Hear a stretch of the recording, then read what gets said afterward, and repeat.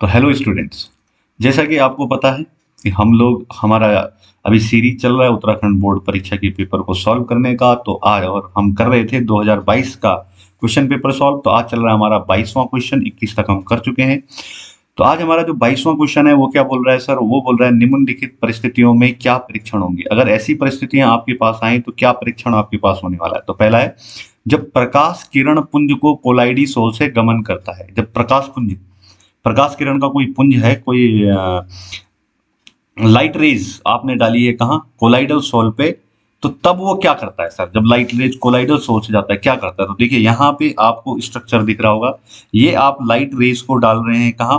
अपने colloidal solution पे। तो आपको दिख रहा होगा कि ये कोलाइडल्स के पार्टिकल से इस कोलाइडल के पार्टिकल से प्रकाश टकरा के प्रकीर्णित हो जा रहा है, फैल जा रहा है। ये प्रकाश को जाने के लिए मार्ग दे देते हैं, ऐसा इसको कहा जाता है। तो कुल मिला के ये प्रकाश को प्रकीर्णन करते हैं सर, प्रकीर्णित कर देते हैं प्रकाश को, है ना। देखो जरा चेक करो, यहाँ से प्रकाश यहाँ पड़ रहा है और फिर इस पार्टिकल से टकरा के प्रकाश चारों तरफ क्या हो जा रहा है? फैल जा रहा है। तो प्रकाश का प्रकीर्णन हो रहा है सर। तो प्रकाश का प्रकीर्णन होता है कब?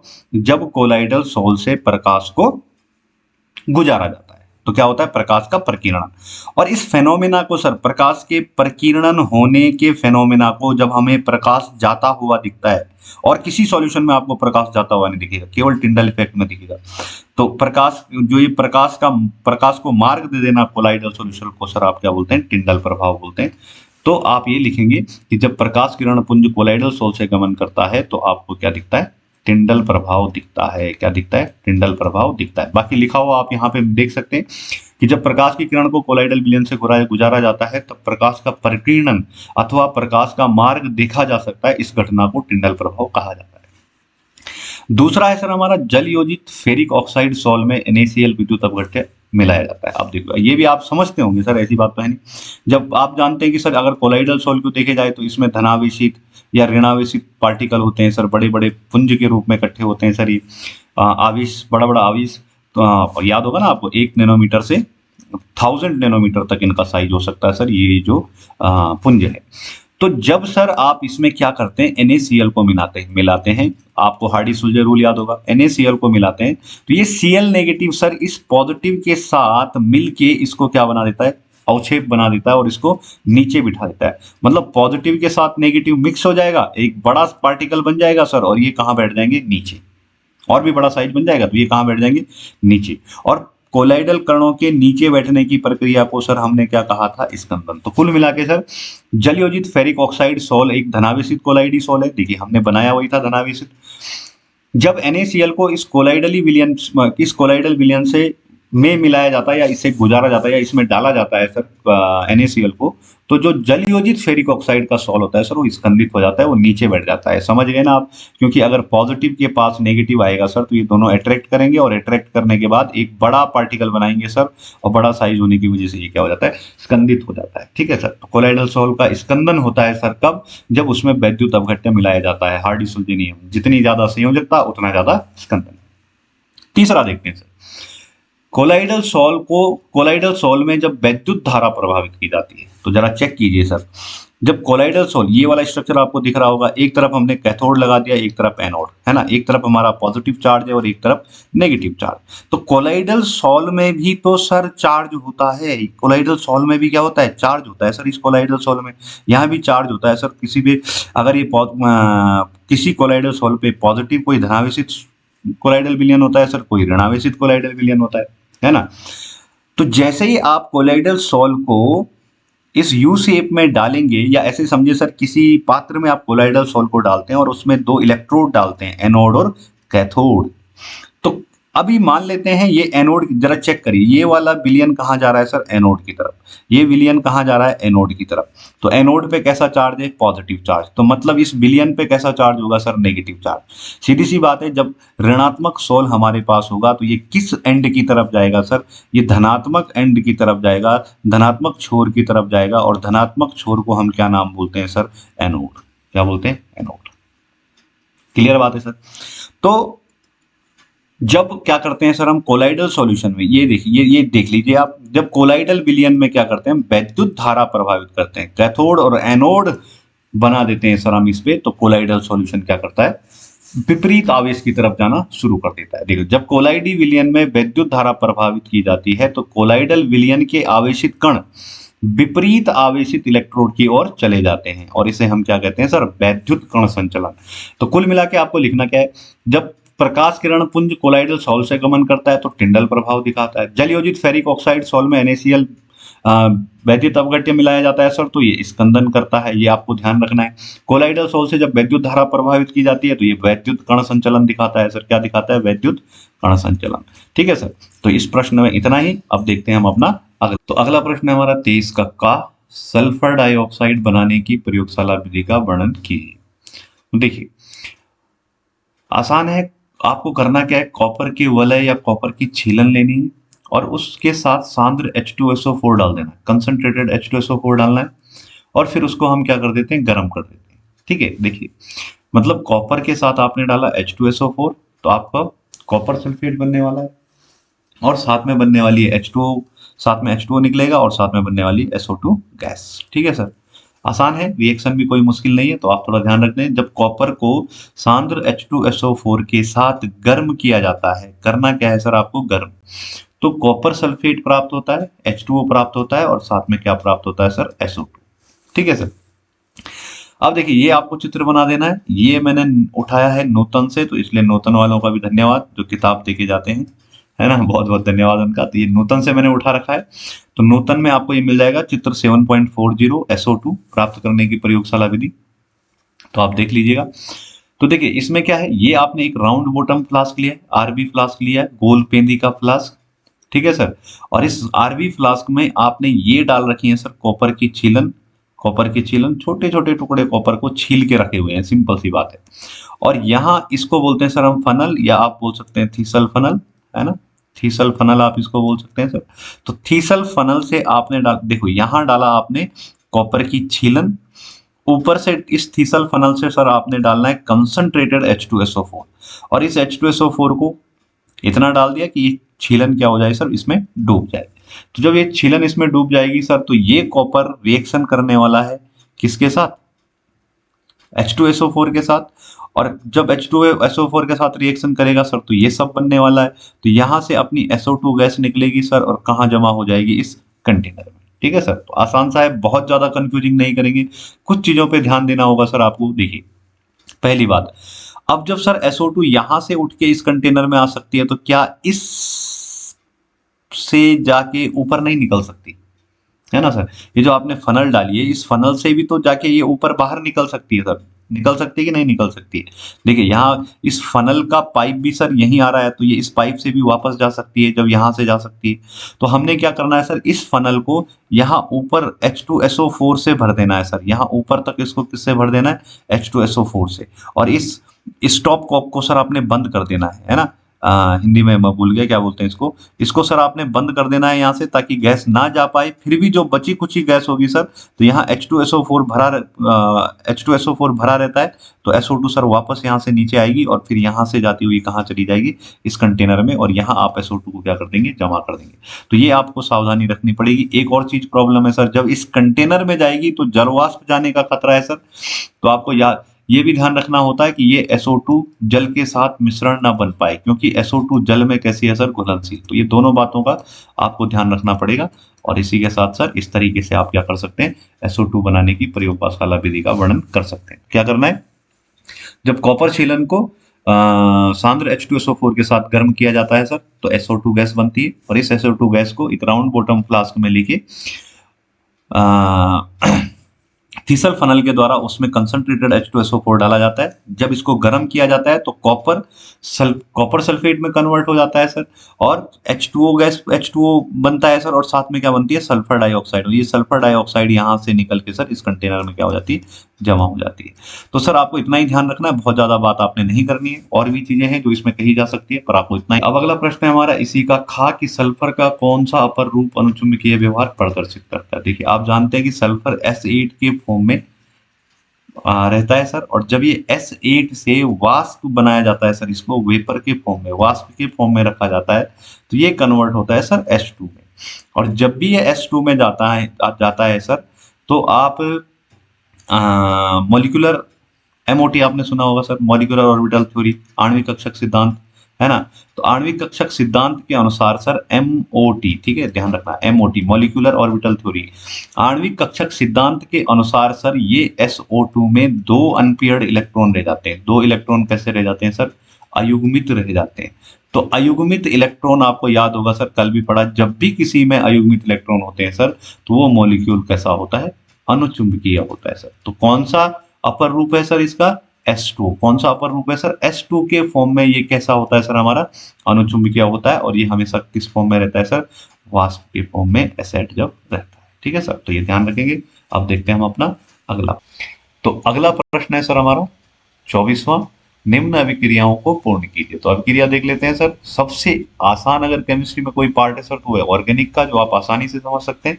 तो चेक करते हैं सर। देखिए हमें दे रखा है एथेनेमीन पहले वाला, और यहाँ एथेनेमीन पे सर नाइट्रोजन है, तो नाइट्रोजन हमेशा सर कैसा होता है? Lewis base. दूसरा दे रखा सर हमें एसाइल क्लोराइड, तो एसाइल क्लोराइड है सर। तो देखिए यहाँ भी इलेक्ट्रॉन नेगेटिव, ये भी इलेक्ट्रॉन खींच रहा होगा, यहाँ भी इलेक्ट्रॉन नेगेटिव, तो इस कार्बन पे कैसा चार्ज आने वाला है सर? पॉजिटिव। काम हो गया सर। ये इलेक्ट्रॉन लेने का इच्छुक है और ये इलेक्ट्रॉन देने वाला है सर, तो ये अटैक करने वाला है किस पे? कार्बन पे, ठीक है सर। ये कार्बन पे अटैक करेगा तो इस क्लोरीन को यहां से क्या होना पड़ेगा सर? बाहर। तो आपके पास पहले जो इंटरमीडिएट बोल सकते हैं सर आपको बनने वाला है, ये देखिए ये बनेगा, ये है सर NH, और यहां बन जाएगा सर मेरा C डबल बॉन्ड O, और यहां आ जाएगा सर मेरा CH3। अब देखिए सर नाइट्रोजन ने अपना लोन पेयर क्योंकि डोनेट किया है, तो जब भी कोई दान करता है सर तो उस पर चार्ज आता है कैसा? पॉजिटिव, ठीक है सर। तो यहाँ इसके साथ एक Cl बाहर निकला था, तो उस पर कैसा चार्ज आ जाता है सर? पॉजिटिव। तो ये हाइड्रोजन, नाइट्रोजन से हाइड्रोजन छीनेगा सर अपने इलेक्ट्रॉन, तो हाइड्रोजन को यहाँ से जाना पड़ेगा बाहर, तो यहाँ से निकल जाएगा सर H पॉजिटिव, और ये H पॉजिटिव और Cl नेगेटिव क्या बना देगा सर?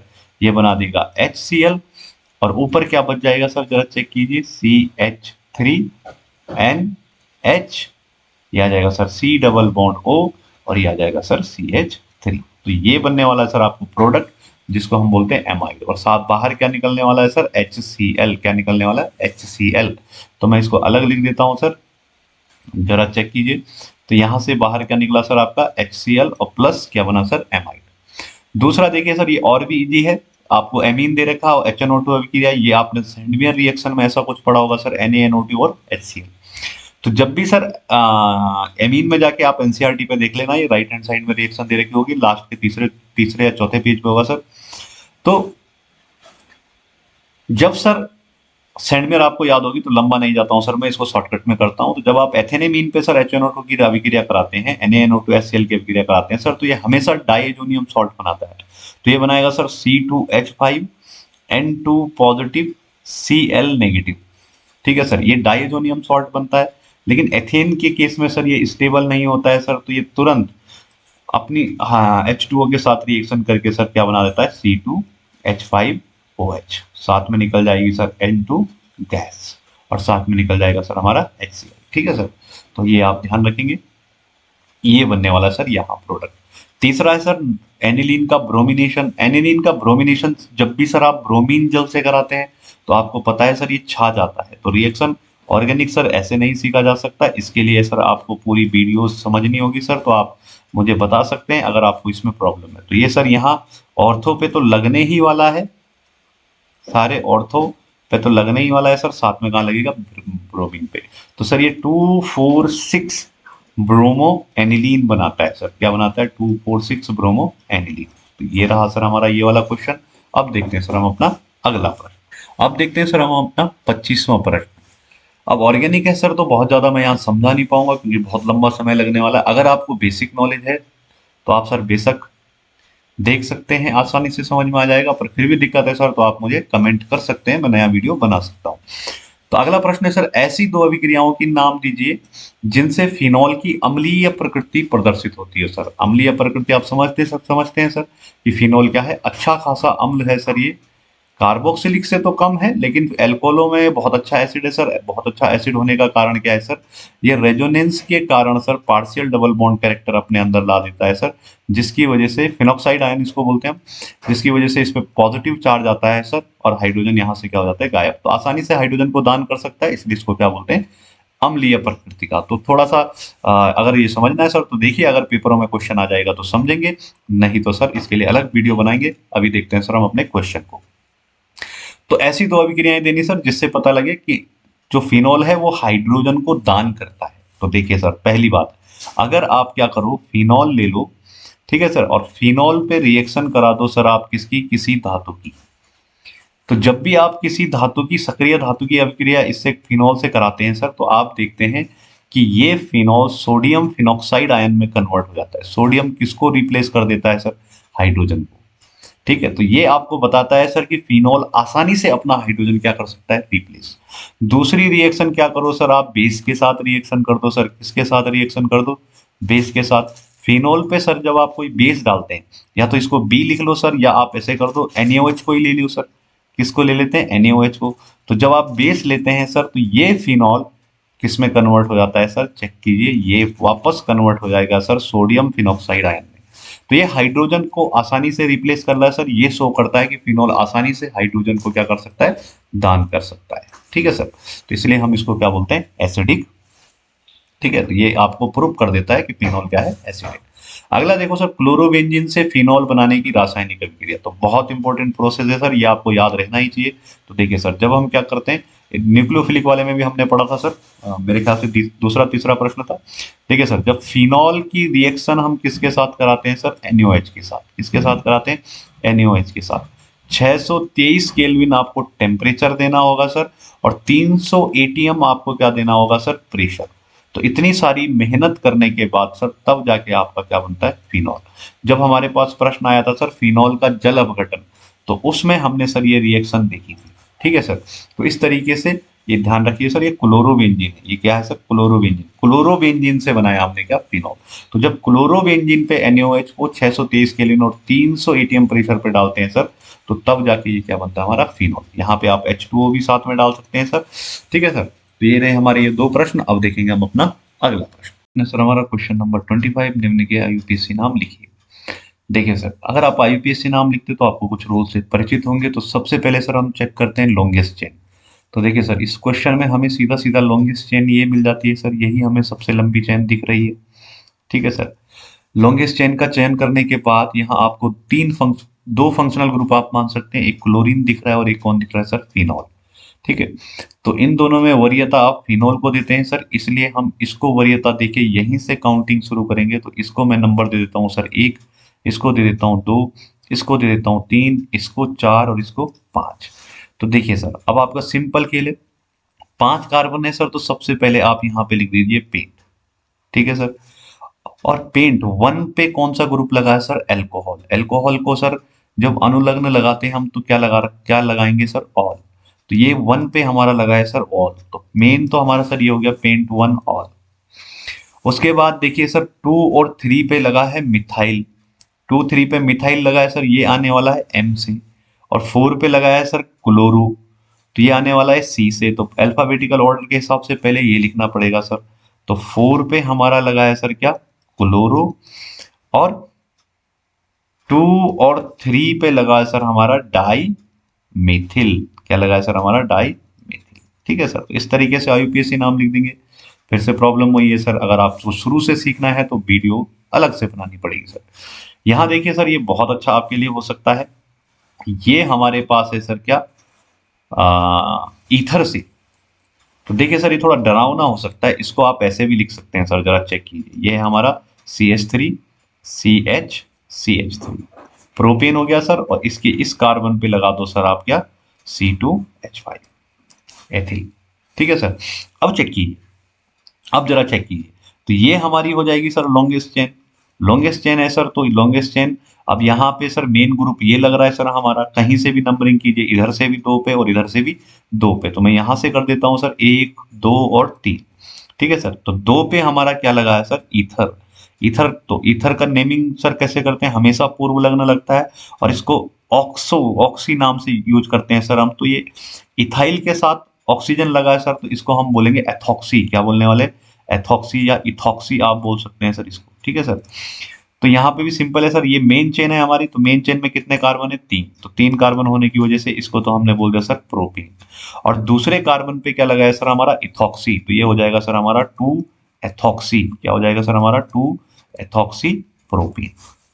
क्लियर है सर? तो ये इसका आईयूपीएसी नाम हो जाएगा। इधर देखिए सर, ये और भी आसान है।